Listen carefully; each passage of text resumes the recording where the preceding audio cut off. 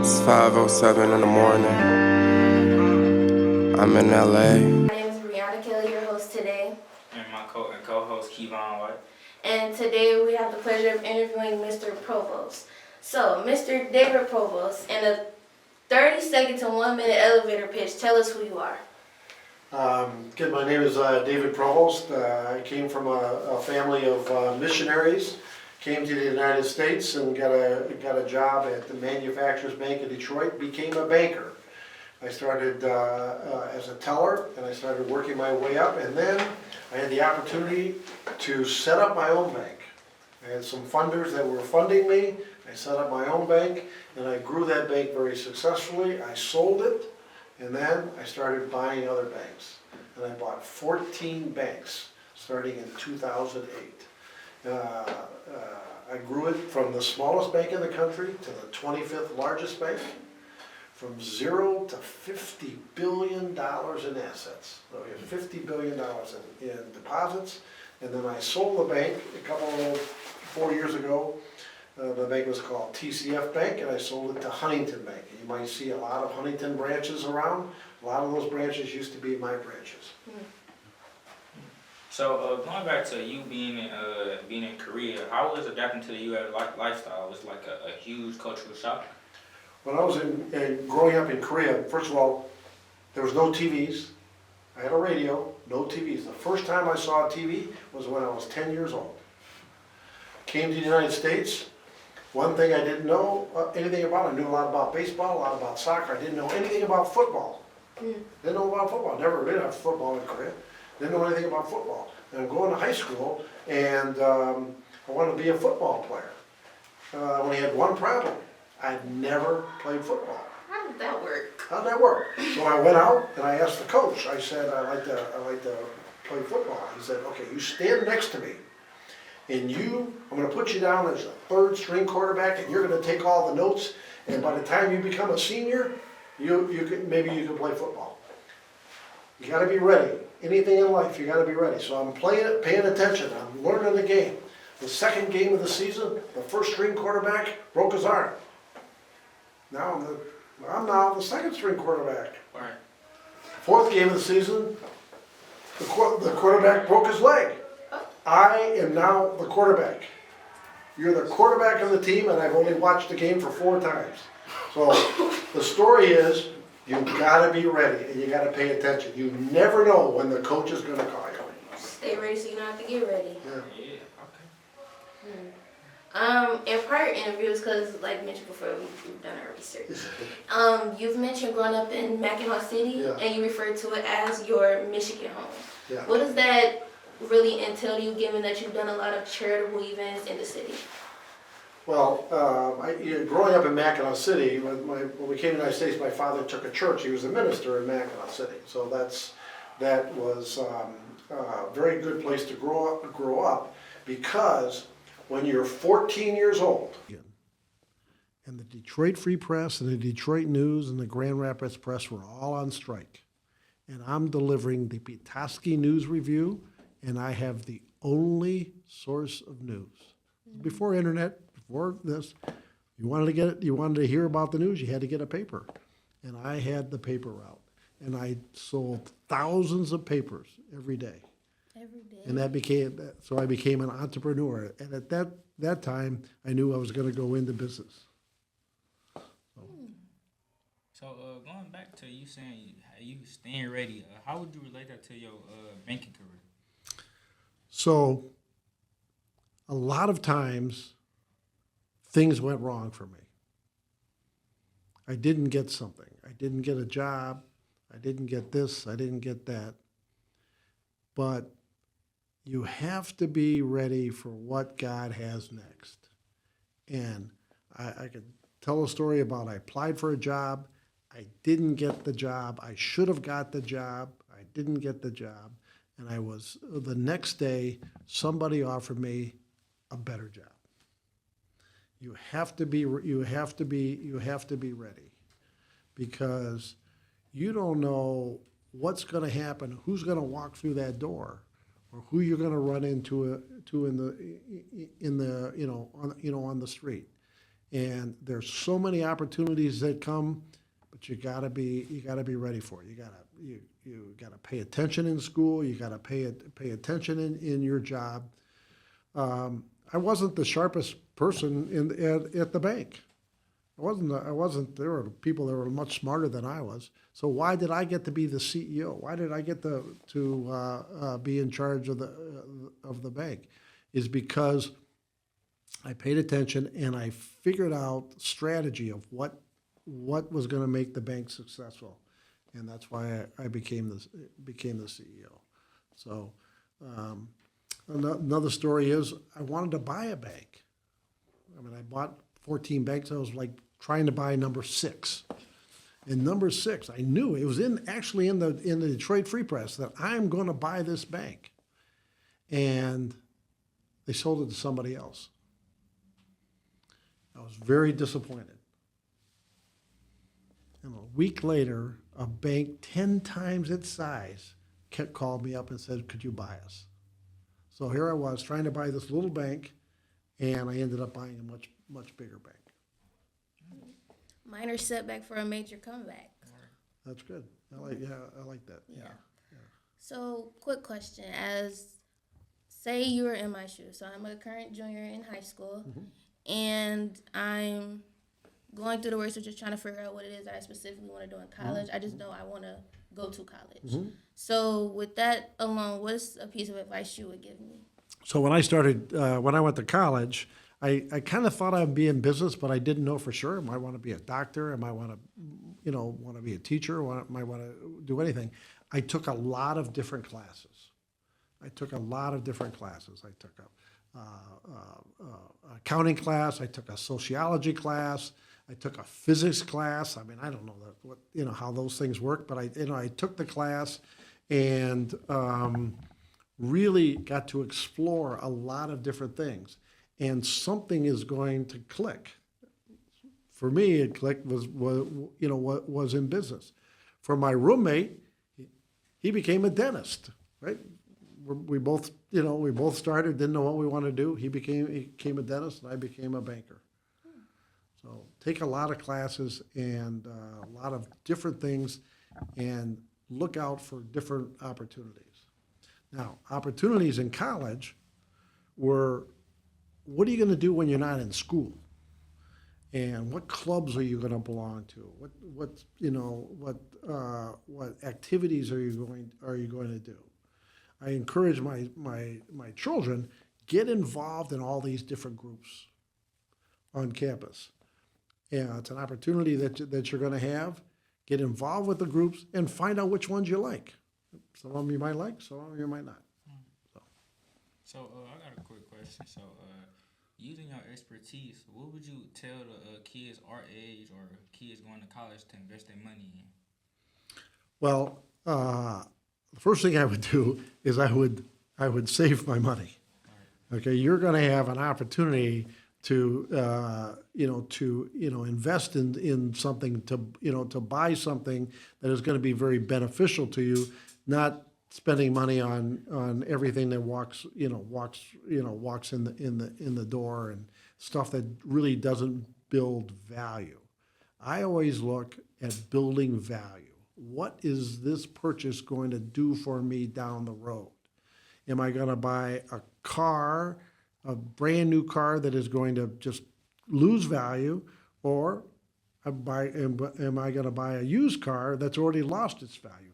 Every car I buy, I can buy any car. Every car I buy right now is a used car. I don't buy any new cars. I let somebody else, buy the new cars. It is using your money that is going to build value. What I do right now is I use my money and I buy companies, invest in projects. I do things that are going to increase in value. The other thing I spend a lot of money on is charity. Okay, we can talk about more of that because now I am investing in you. I am investing in your organizations. I am investing in a lot of kids that young people that are going to be the future. So. And we appreciate you for that too. So since your grandparents and your parents were missionaries, we also is going on a mission trip to Ecuador, and we would like advice on how to fundraise or to market to market our trip. Well, fundraising is asking for money. It is very, very simple. It's asking for money. If you don't ask, people aren't going to give you. And sometimes it's not asking once, right? It's asking a couple different times in a couple of different ways. If you send me a nice letter saying, could you help me with this project? I'll put it in a pile. And then if you send me another letter, I go, oh, maybe they're really interested in me. If you call me, that would be another thing. I can't give to every organization. Nobody can give to everything. But why should I fund you as opposed to 10 other people? And so what you have to do is set yourself out different. And how much do you really care about raising the money? Don't just send a letter. Don't just, casually say something. But you have to set yourself different. And so what I do when I'm raising money for different organizations is I'll ask 3 or 4 different ways, always politely. Never, if somebody says no, I'll stop. Okay. But if they don't say no, that means maybe. And so, I would continue asking. Got it. So I want to do a quick pin in as far as charity, and I want to go back to when you saying when it comes to when Kevon asked as far as going into college and investing our money. Has there ever been an instance where you had to take investment risk, and if so, how was it? Or how can I word this question? What's just a risk actually that was a professional risk that you were end up proud of taking? Okay, that's a very good question, and it's if I can tell it simply, when I sold my first bank, I got a little bit of money, not a lot, a little bit of money, and that money would allow me to live a comfortable life and pay for my children's college. So I'm comfortable. And then the opportunity came to buy another bank. And I had this money. I didn't have to work. I had this money. And the opportunity came to buy another bank. So I bought the bank, and I used up half my money. And then the opportunity came to bid on a bank that was 20 times my size. The bank was $2 billion in size. I was 100,000. I was 100 million, and it was $2 billion. To bid on the bank, I had to raise $200 million just to bid. To raise that money, I had to spend $1 million of my own money to raise the money and get ready to bid. Not to win, just to bid. So I had to have the money over here to bid. It was the biggest risk I've ever taken in my life. It was basically risking a lot of financial comfort. It wasn't like just $1 or $2. Yeah, it's not chump change. Not chump change. And I could tell the story about how difficult it was to bid, but we won the bid. And when you win, I won the bid, so I got my investment back. If I hadn't won the bid, I would have lost it. So that was a humongous risk, but it paid dividends 100 times over. So, let's take the pin out of charity. Back to you doing like charitable events around the city.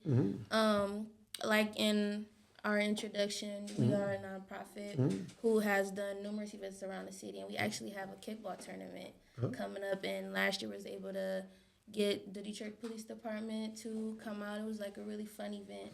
And how is it seeing events like Black young youth or just youth in general connect with our law enforcement? Well, after spending lunch today with the sheriff and the whole team from Oakland County, they're real nice people, right? They're real nice people. I got pulled over a week ago for speeding, and I didn't think the gentleman was too nice. But he's it was a nice person, right? But it was a very uneasy feeling, right? When you interact with the police from a law enforcement activity, it's uneasy. Even for me, it's uneasy. And the way you get around that is you have a relationship with the police that is from a community standpoint and a fun standpoint. So know that the law enforcement is really there to help you. Is really there to help you. And I was speeding. I did something wrong, right? I wish I hadn't gotten caught, but I got caught. And that was a lesson for me. But spending time with the police on a like today at lunch and what you do when you do your kickball, it makes it a lot of fun. So you have respect for them and they have respect for you.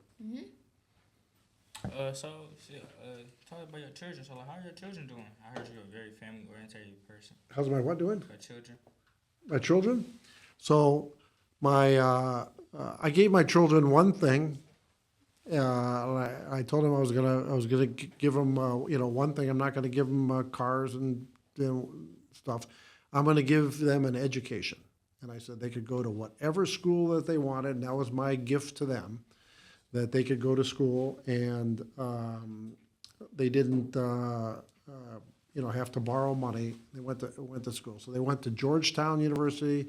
The other one went to George Washington University, and they became very, very successful in business. They both live in New York City. My son runs a company that is a medical company that helps people with it's called varicose veins with bad legs and so forth. We have 65 clinics around the country. And my daughter worked at a company called Kate Spade. I don't know if Kate Spade, it has purses. Yes, okay, I'm Kate familiar Spade. with Kate Spade. Okay, so at 25 years old, she was the #1 salesperson at Kate Spade, #1 in the country. Wow. And she's a great salesperson. But what I said to her was, you got a great job, but you don't have a career. Think about what you want to do for the future. So she said she wanted to be a photographer. I wanted to go get an MBA. She wanted to be a photographer. So she went to photography school. She became a very good photographer. And then she started doing TikToks and Instagrams. And now she has 500,000 followers. AllieProvost.com, Allie.Provost. She has 500,000 followers. She does women's fashion. And if you want her to hold your purse, they pay you. They'll pay her. They'll pay her to hold the purse. They'll pay her to wear a sweater. They'll pay her to show her dress. So she's very, very successful, and she has a lot of fun doing photography. That's inspiring because I'm also a little interested in like graphic design and photography as well. So that was very, very inspiring. Yeah. Back to 2021 is when you retired? 2021, I sold TCF Bank to Huntington Bank. Mm-hmm. Yeah. So in that moment of making that decision, what was the first thing on your mind? Of making the decision? Mm-hmm. Well, there's three things that a CEO of a company, a bank, needs to think about. One is they need to think about their shareholders. Their shareholders have given you money to invest, and you want to take care of them. The second thing that you want to take care of is all your team. You have a staff that has worked very hard for the bank, and you want to make sure they're taken care of. And the third thing you want to take care of is your community, because your community has supported you. So you have to take all three of those things into account when you're thinking about whether you're going to buy a bank, sell a bank, or whatever you're going to do. So in this particular case, I picked selling to Huntington Bank because Huntington Bank had a big commitment to Detroit. They had a big commitment to expanding and needed most of my employees. And they were very charitable. And they gave me a fund of money to be able to give away to help the community. So that was three things, and that's why I picked Huntington Bank. That's very, very interesting. I